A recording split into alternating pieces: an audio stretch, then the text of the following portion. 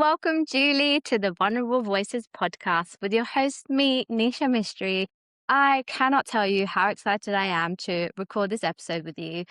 Having spoken to you for, I think, a few months now since we last met, I've actually come to learn how kind and gentle you are and what a profound Mm. journey you've been on. And actually, where you are in your journey and how you're helping people to raise awareness, to help them feel less alone, and also to encourage people to tap into creative elements that will help with their mental health or reconnection to themselves and also their inner child. I think the work you're doing is brilliant. So please keep it up. And I'm really excited to welcome you today. So I'm doing fairly well, thank you, Nisha. I'm working hard on my projects. I'm coming off of a broken ankle, and so I've had a couple of setbacks recently. But when I just sit down and I just am with myself. I'm in the moment, which is really hard for me to do, and I just am calm and peaceful. That's where I get most of my inspiration, it seems these days. it's so interesting because actually when you take a step back and you go inward, actually all the answers or things that you're processing in the day sort of comes up, doesn't it? And you're like, wow, the answer that I needed for something for a few weeks ago or even a couple of days ago, it starts coming up because you've had time to process it. No, I'm glad you've taken the time out. And I'm sorry to hear about your ankle. Are you okay? Is the recovery long?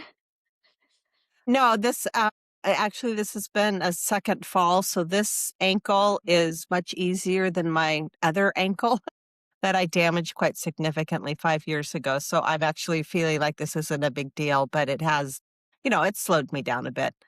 Oh, well, I wish you a speedy recovery. There's nothing worse than having to manage that and then amongst everything else. So fingers crossed that everything heals nicely for you. Why don't you introduce yourself? Tell us a little bit about yourself. What are you about? What are you here for on this podcast too? I'd really love to know, and I think the audience would too. Yes, absolutely. I live in California. I am a survivor, a musician, and an educator. I've been through a life of adversity, of trauma and abuse, and I'm turning that adversity into purpose. And I have three projects that I pursue. First is Redeem Thyself, which is a storytelling online platform for professional women who have experienced trauma and abuse. And then Seven Petals, which draws back on my previous career as a professional harpist in Los Angeles, having performed with many of the great artists in the world and for international organizations. And I had to step away from my music for reasons that are long and detailed, but in a nutshell, I found myself both mom and dad to my two young daughters and needed to get off the road and be home with them. So I stepped away from a career that who knows where it could have taken me and wound up in the special education field. And I've been in the special education field for the past 30 years, eventually earned my doctorate from Pepperdine University, and I've been a professor for the past 16 years. But with Empowering Parents Network, I am working to help parents of children with disabilities here in the United States become the advocates they can be for their children and to educate them about our laws, our regulations, so that they can be the one at the table with the voice. No, I love that. And it's almost like that slight pivot on the path that you're originally on. And I'm sure many people can resonate this. We have a path and we follow it and we go, right, I'm going to make this work. And something happens that we have to quickly navigate and go somewhere else. And you go, I'm not prepared, but I'm going with it. It sounds like it's been quite a fulfilling journey in terms of helping children and the advocacy and the impact you're actually making. Having looked at the offerings that you've got, all your amazing work, it's having a huge ripple effect. So I think that pivot has been great, but the uncertainty at that time is also quite difficult to navigate. You mentioned that you sort of experienced trauma and you had gone through quite a lot of adversity. To the extent that you're comfortable sharing, would you mind sharing sort of what you had gone through or experienced and how you sort of took small steps to navigate those challenges and to support your well-being? Absolutely.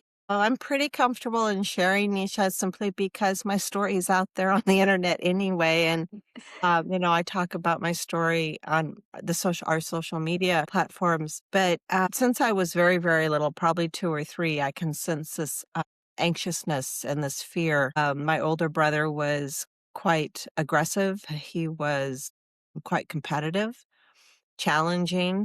Uh, I would even say a bully. And by the time I hit adolescence, he was sexually assaulting me under my parents' roof, and my parents didn't have any inclination anything like this was happening.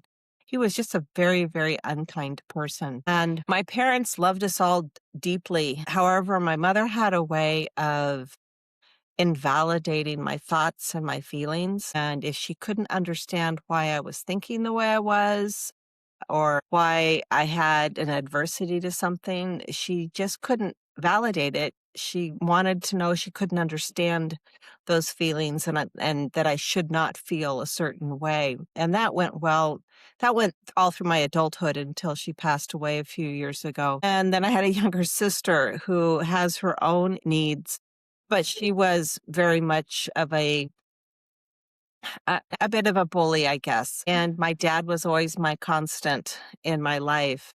But as a result of my childhood, I stepped into relationships that would treat me the same way. And I have Mm, had three husbands. I've been through three divorces, all with men who invalidated me, shamed, ignored, were very unsupportive, but yet said they loved me. And it wasn't my way of shifting or taking those steps, as you mentioned, were mm. really around two things. One, raising my daughters and doing whatever I needed to do to raise them as strong women, which they are today, both in their 30s with beautiful families. And secondly, for survival. Those pivots were to survive, not necessarily in a healthy manner, but to survive each day, to keep my head down, and to just put all of my energy and effort into raising my daughters and in my careers.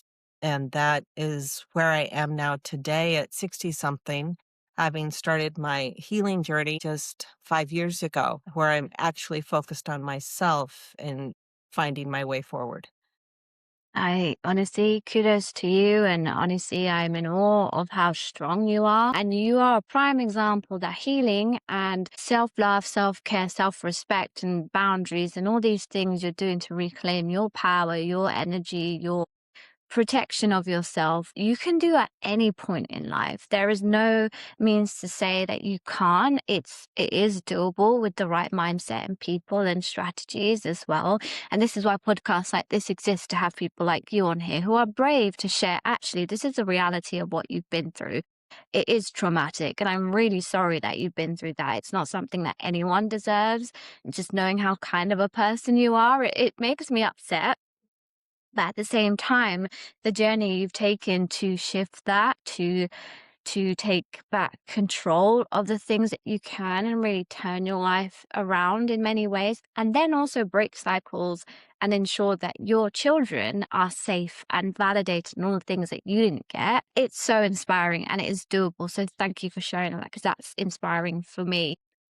Tell me a little bit about when you were growing up and you were experiencing the assault and the invalidation. It may not be something you noticed in the moment, of course not. The trauma gets stored and you release it and like realize you've got trauma and sort of recognize it later in life. But as you were growing up, were there moments where you did cry for help, where you did want that support to say, I'm not okay? Is there anyone who's seeing me and hearing me, or is it just complete invalidation that you experienced? I don't recall ever reaching out for help. I more so was reaching out for validation in ways that were not always healthy. And just, I think just knowing I did not have boundaries. And I don't even think I had the concept of what boundaries were for me. That was something that came along very, very much later in life, that my no should mean something. And that concept didn't resonate or even come into my conscious thought until I was much, much older. Mm. So I really don't, Nisha, remember a time when I was crying out for help, really just seeking validation, and then eventually realizing the best thing was to keep my head down, stay busy, don't rock the boat. No, it's a good point because, and I'm glad you said that because when we are invalidated, we often find ways to cope or to help us feel above water. You know, when we are drowning, when we are sort of lost in the emotion to express, to have someone really see and hear us and understand what we're going through and be that support, we find it's coping mechanisms.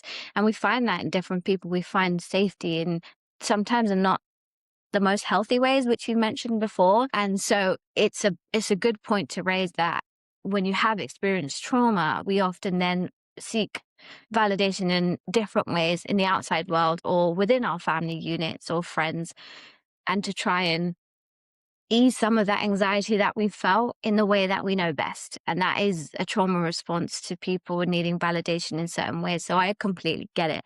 And I think it's a really good point that you raised there. Do you find being a young girl and a woman now that our needs as women or in society, also generational differences as well, keeping quiet is what we are conditioned to do or told to do because our voice or what we experience isn't worth sharing or worth validating? Could you talk us a little bit about that? Absolutely. When I think of my parents, they were Depression era babies, sometimes referred to as the silent generation, where you just didn't talk about your feelings and you didn't rock the boat and you did what you were supposed to do, even though it was something very uncomfortable or something that scared you. And I was raised under that expectation of my mom was an amazing hostess, and that's what she expected of myself. And I remember when I was about, I think when I turned 13, my mom gave me a book called White Gloves and Party Manners, Mhm. which was all of the etiquette that I needed to have as a young woman. Mm. And so when I would steps outside that expectation of what a young woman should be like, there was reprimand for it. And Mm. while I am a baby boomer, I don't believe that I truly adopted that generation's expectations. My mom's rule of thumb really was the expectation that I tried to live up to every single day until she passed away. And I never felt like I did so because of her lack of knowledge of the invalidation messages she was sending. So for me, raising my daughters, I wanted to give them everything I didn't have and give them all the love that wish I had had, which Mm. I guess was there, but I never sensed it or felt it because it was that generation that didn't express those things. Mm. And so I'm hoping that I embed in my children, my daughters, the love and the kindness of motherhood, as well as the strength that women have, and that we should not be thought of as less than, that we do have a voice, and that they do have opportunities just as men do. The world is theirs. So I'm not sure, Nisha, if that answers your question or not. No, it does. And it's interesting. It's just covering the different generations and what the etiquette was back then. And also, as children, we want to like get approval from our parents. We want to be good enough for them. And sometimes when we don't get that, we try and over approve or overperform, or we people please because we just are seeking that, like what you said earlier, the validation that we are good enough. And so when there is a lack of validation of emotions and expression and safety, we form these habits. It's a psychological development that we have, and we develop very early on ways to survive, to feel good. And that safety isn't always, when you think about it in retrospect, when you do healing work, it isn't actually safe. What really is safe is the complete opposite. And so you talked about then attracting partners. You went through 3 divorces, 3 marriages, 3 divorces, and found the similar patterns in each one of them. And it's brave to step away from a relationship, whether it's in whatever dynamic it is, it's still brave to step away. And so talk me through then going into some of these relationships where you started noticing similar patterns. How was the first one? And how did you find leaving that one to then the second one and the third one? Did you find you got quicker at recognizing those patterns and going, this isn't safe, this isn't what I deserve? What was that journey like for you? Um, with the first relationship, I really believe today that marriage was my way of getting out of the house. I married very, very young, Mhm. right after I finished high school, and I needed to get away. I was seeking validation from somebody, Mm. and that marriage was very short-lived, about 4 years, and the control of who my Right. friends could be, who my friends from the past I could maintain, which there was only one that he liked. His his control of finances, not allowed to be I couldn't spend anything without his approval. I remember buying a pair of jeans and just receiving havoc for it because I didn't ask him first before I bought them, and yet I was working full time too, and going to school. And as my musical career began to grow I started playing professionally when I was 19. That environment and opportunity just it gave me the first outlet I ever had and validation in a manner that I had never sensed before with my music. And so I eventually left that relationship, much to his bewilderment, and determined to stay single for a long time because I was only in my early 20s and yet still needing that validation. I wound up in another relationship not too long after that. And that was a relationship that lasted 18 years, and gave me my 2 beautiful daughters. But that one was a relationship that he came from a very large family. He had 6 siblings and a family that was very recognized and acknowledged in the church. And I am a Christian.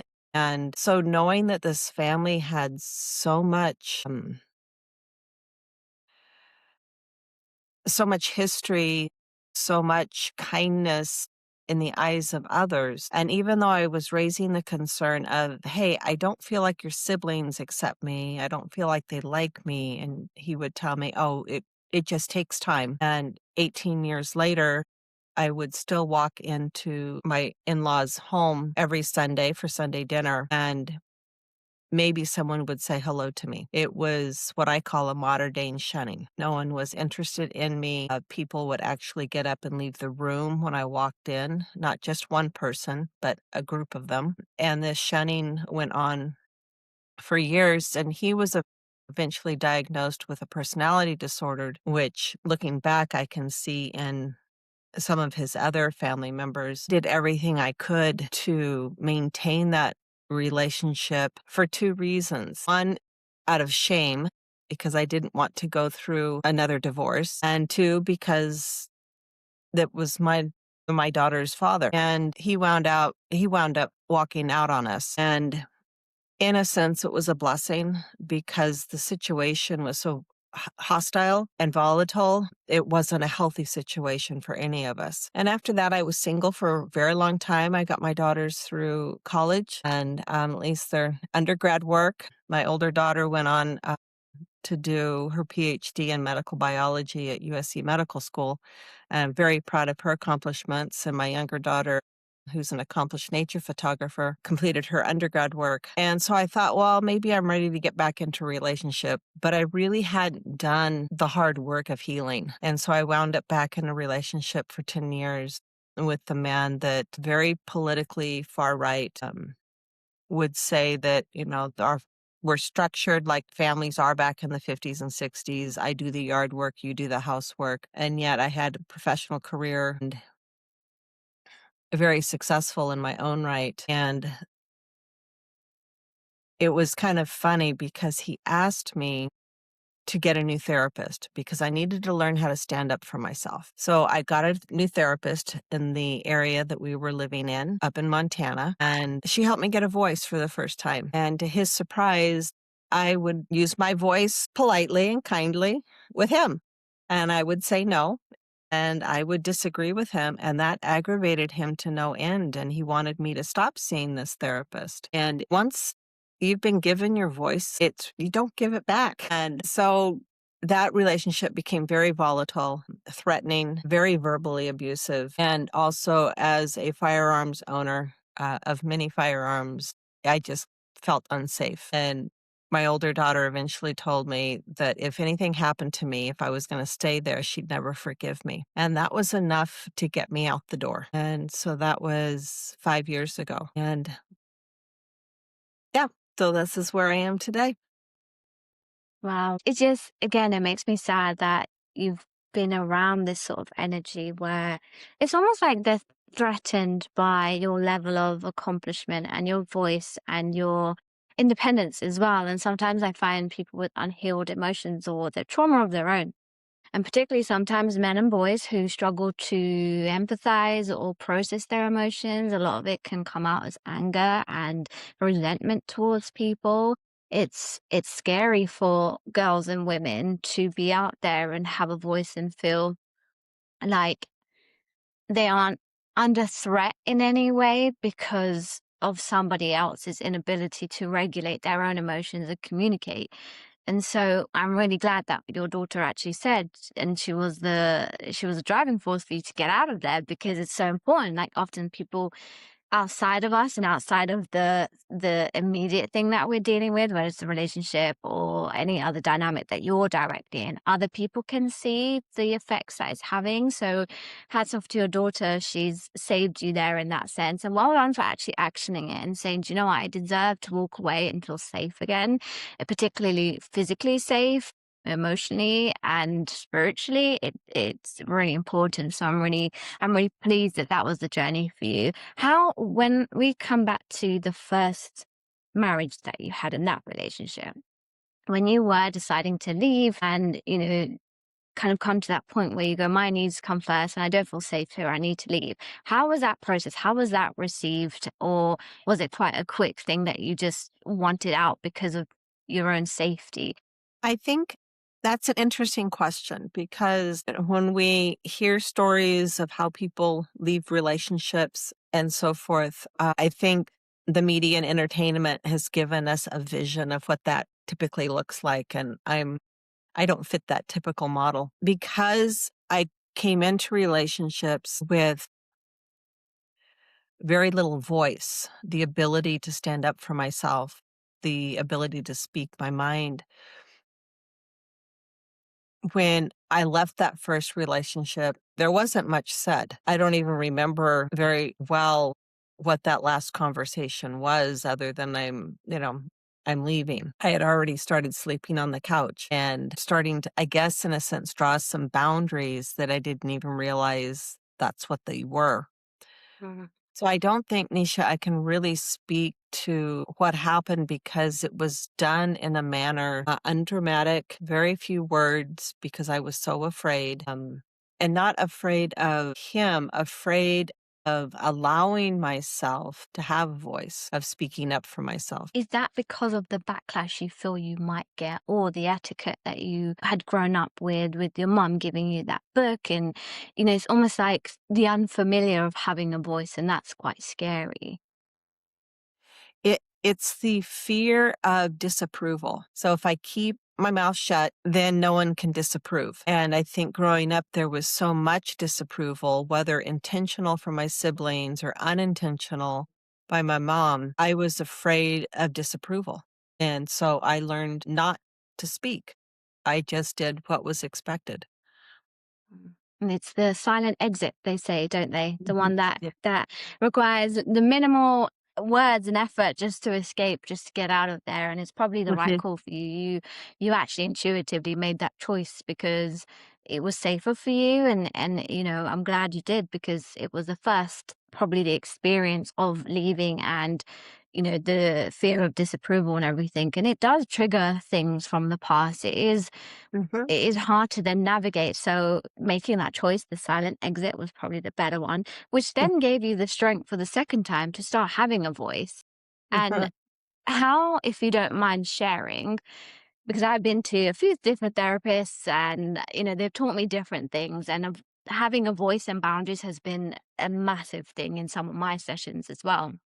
How do they introduce you to that, to be able to vocalize some things where you start to feel safe to vocalize? How was that journey with your therapist? Well, I've had 4 therapists since my early 20s.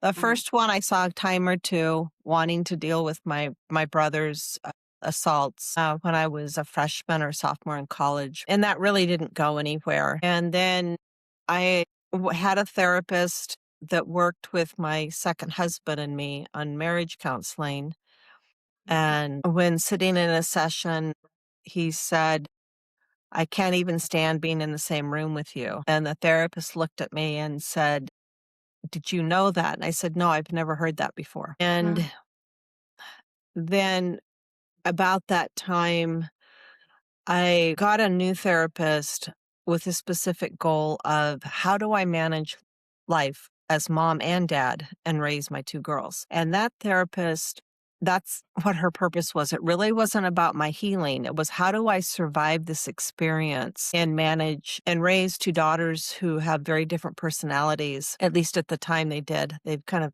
morphed together over the years. And it wasn't until 5 years ago, at the end of my 3rd marriage, that I found a therapist who certified in EMDR, which is what I wanted. Someone who just worked with women, who was highly professional herself, highly trained, who would help me with myself. And it was in that therapy that I began to learn what having a voice was, that I was allowed to have one, and then how to begin to use it. And we just took very small steps of if my husband asked me, "Where do you want to go to dinner?"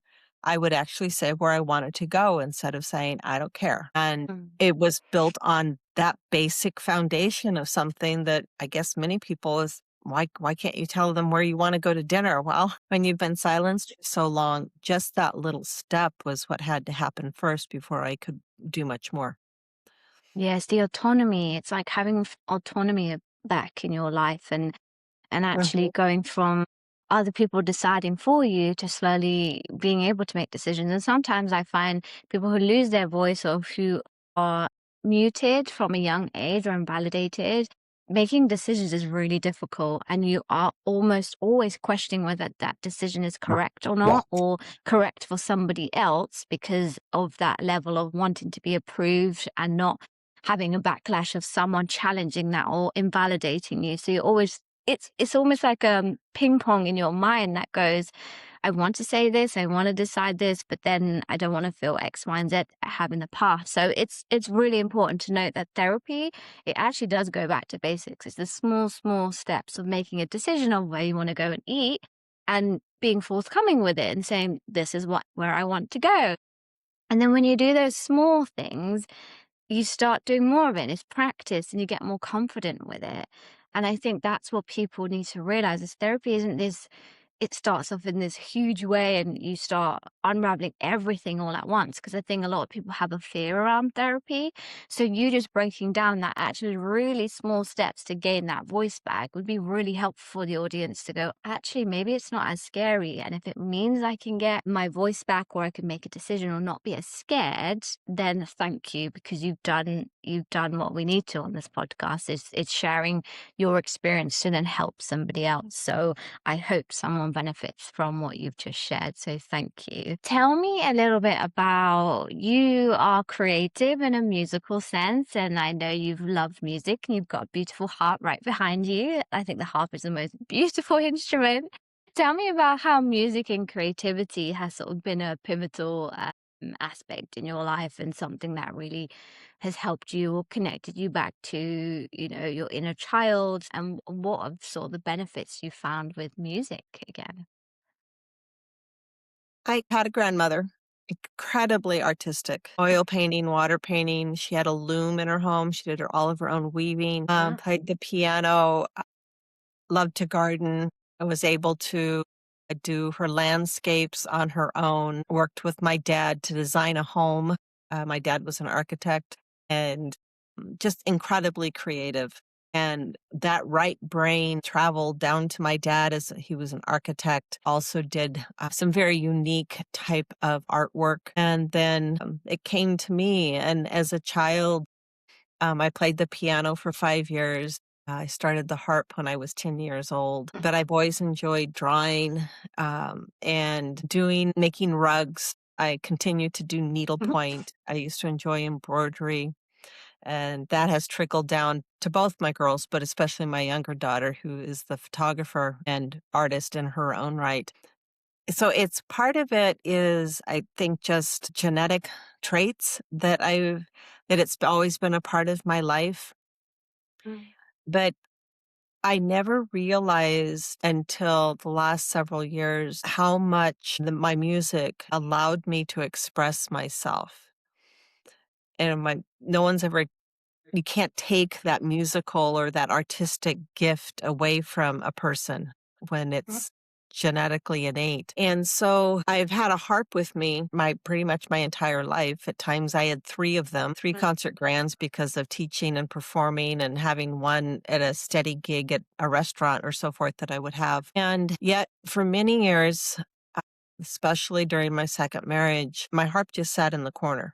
I didn't touch it because that family made me feel so unworthy, so uninterested in what I did for a living, which was I was very actively engaged performing. It became actually something that I just stopped feeling. I stopped feeling my music. I Mm. stopped singing. I stopped listening to music, didn't turn the radio on, didn't want to feel music because of the fear of how it would make me feel. And well, let me backtrack a tiny bit.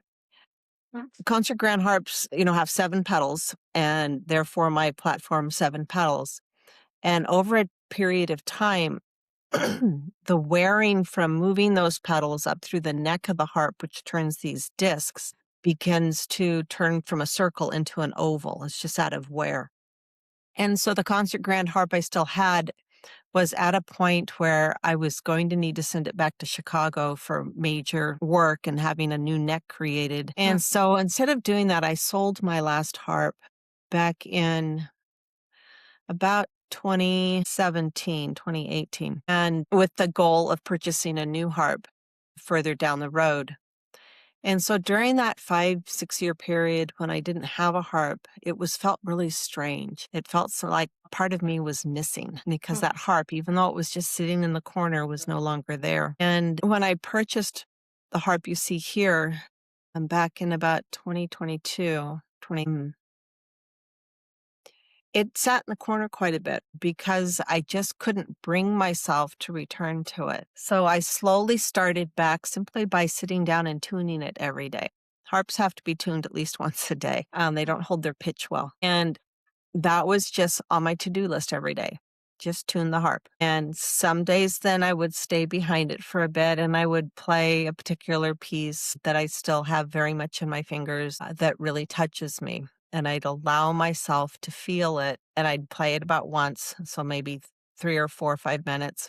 And then I'd walk away from the harp again. And then there'd be times where I didn't touch it for 2 or 3 weeks. And one of the reasons you want to tune a harp every day is that when you don't keep up on the tuning, when you go back to tune it after has sat for 3 or 4 weeks, the strings will start to break.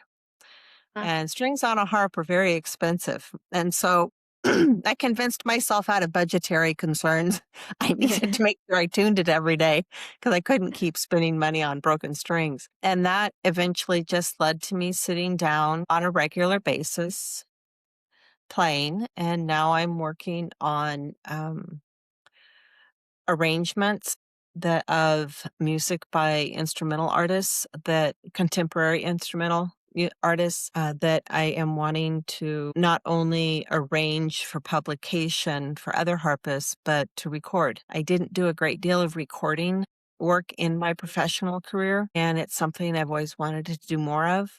And so now my music is helping me uh, meet that goal of doing my own albums, but it's also forcing me to just be with myself, to feel myself and just be with that sense of joy, of sadness that I can't seem to be in touch with other than when I'm way up in the high Sierra Nevada mountains. It's just a sense of I can be free. It's almost like those steps of having to tune every day and making sure that the harp's in good nick actually was a calling to keep going back to it, to keep sort of making it a regular habit to just connect with it, even for a short period. And it brought you out of sort of that low mood or the numbness, I would say. Sometimes we feel numb in day to day because we're so like driven by the next thing, and we don't have a chance to process. The harp actually gave you that space to kind of take a step back, look inward. And music and instruments and creativity, they don't invalidate you. You play a wrong tune, they're not going to say anything. You practice it for a little bit, and they're like, "That's absolutely fine." Like it's your control over it. It's your autonomy. Again, something that it makes you feel confident. It boosts that self-esteem.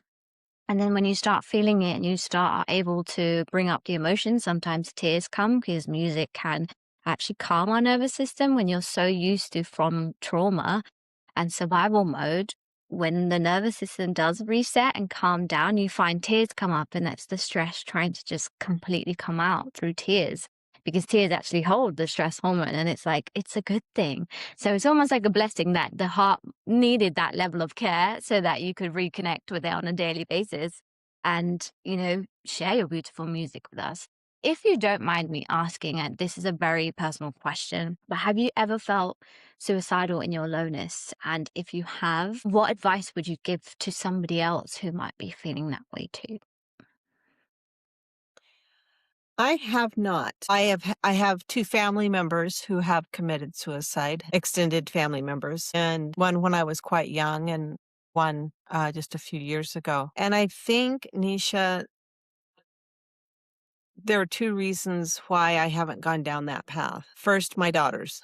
I would never do that to them. I love them too much. I wanna be as much a part of their lives as I can, for as long as I'm here. And I truly believe that God never wastes a hurt. And if I've been through the trauma that I have been through, there's got to be a purpose for it. And so taking this lifetime of adversity and turning it into purpose, I have a job to do. My job's not done yet. And if I can touch, a life in some way to help them find their purpose, then, I'm looking forward to the journey ahead. No, I love that. Thank you for sharing. And the reason I asked that is because suicide can affect us directly or indirectly. So you mentioning that actually you had experienced family members who had died by suicide, it makes you think that it might not be direct to us, but it is still happening. And the advice out there is sort of what is it that's keeping you here? What are the things that are the reasons that are still holding you here? And you've said that. So it's actually a question that we can ask for someone who might be feeling suicidal. It's what's keeping us here. And so your children are a massive part of that. And I'm so grateful that they're here because I would not be speaking to you right now. So thank you to them. Please pass on my thanks to them too. And I think, yeah, it's really important to raise. I'm very a huge advocate for suicide and suicide awareness. And having spoken to you previously and you mentioning this, I think it's really important for audiences to know that even though directly we might not have experienced it or gone through that path, but others close to us might have too, and how to sort of navigate that. And purpose is really important. Purpose doesn't have to be massive. Purpose isn't a huge job title. It's actually how you want others to feel. How then do you take your learnings and your musical talents and all the experience that you've got with the kids that you're helping? What is important for you to share with them or hold space for them when you are around them and teaching? I think that in children with disabilities, all children have a purpose in this world. And if we see the road forward for children as one narrow path, then most children would fall to the wayside, regardless of having a disability or not. Mhm. There is so much that the world needs, and whether that is uh, those who go on to university, have professional careers, those who become our school custodians, our bus drivers, our, people who pick up our trash, and people who simply just bring a smile to our day. For Mm. some of the children I've worked with whose needs are pretty significant, they just have a way of reminding of the simple joys, the things that we just take for granted and don't even pay attention to. But just at the right moment, they have a way, these children do, of saying something, doing something that just make us smile and warm and we feel joy. And in this world we live in, we need more of that. And for the parents, my journey, I don't have a child with disabilities, but I've had a challenging life, and I have learned enough from the families that I've served that although their challenge is quite different, it's still quite challenging. And to have someone know that life can be that kind of challenge, that there are ups and downs, that I can be there as a sounding board, uh, to be there as a guide, to give them hope. That's what brings me joy every day, and I want to be able to continue to empower parents so that they do have the skill set and they do have the confidence to support their children throughout their life journey. I love that. It's almost like come full circle where all the things that you may not have received when you were younger and the things that you needed, you're now coming full circle to go, I'm giving that back because I don't want somebody else, a child or a parent, to go through what you did and to save them from not having a voice, to save them from any trauma, and actually knowing that strength comes in many forms and you are one of them. You are the role model for them to be that safe space. So I think it's beautiful how it's come full circle and it's just incredible. So thank you. Honestly, if I grow up and be half the person you are, honestly, I would be so happy and over the moon because it takes a lot. It takes a lot of strength to be where you are, to go through what you have and come out on this side. And so my last two questions are before we share where people can find you and things that you're offering. First question is the Julie that we're speaking to now, with all the tools and experience and the strength, what would you say to all those men and previous people that didn't treat you well? What would you say to them now, having the voice that you've got? I I'm not really I don't know if they would understand or take in what I did have to say. They are of their own mindset. They have their own needs. And, as the saying goes, hurt people, Mm-hmm. and they have their own traumas. So maybe, if anything, I would share that if they wanted to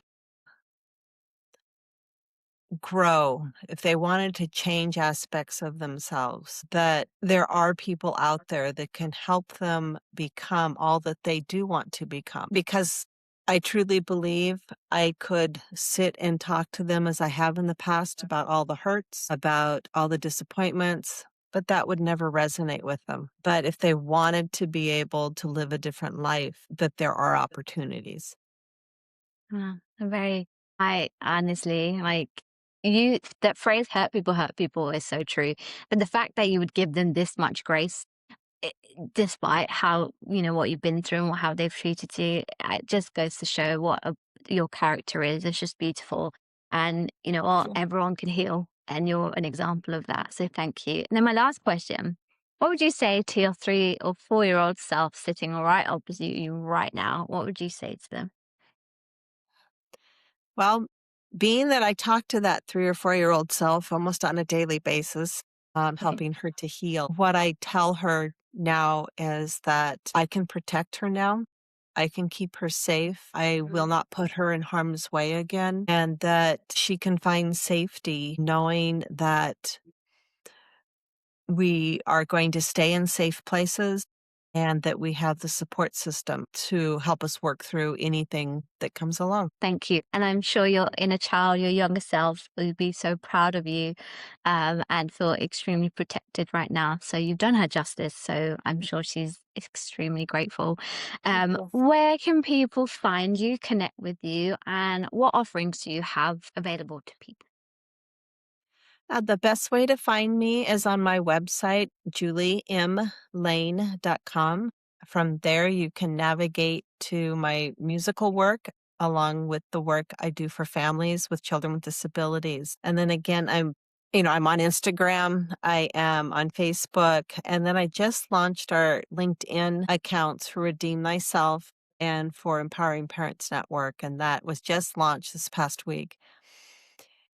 And I'm offering something that flows in three different pathways through Redeem Thyself, offering a safe space for professional women to come together, to know that they're supported, that their stories are important, and that their stories should be heard. And with my 7 Petals, I'm providing opportunities to create spaces for reflection, for transition, in providing music and settings, such as hospices, respites, senior citizen homes. And then I'm working on my albums, which I hope to release soon. And through Empowering Parents Network, offering parent workshops and parent education opportunities to understand special education law here in the US, along with one-to-one consultations with families. And those one-to-one consultations with families are for families anywhere in the world who just need someone to listen to them and to help guide them through this journey of disability. Wow, that's incredible offerings. Honestly, I will be linking all your website and places people can connect with you to actually have a look at as well directly. But I think it's just incredible what you're doing. And I hope you feel really proud of yourself because I am. I'm proud of you, Julie. I just want to say thank you for coming on to Vulnerable Voices and really sharing so bravely. I mean, there's a lot of strength in being this vulnerable, and I know it's scary for people.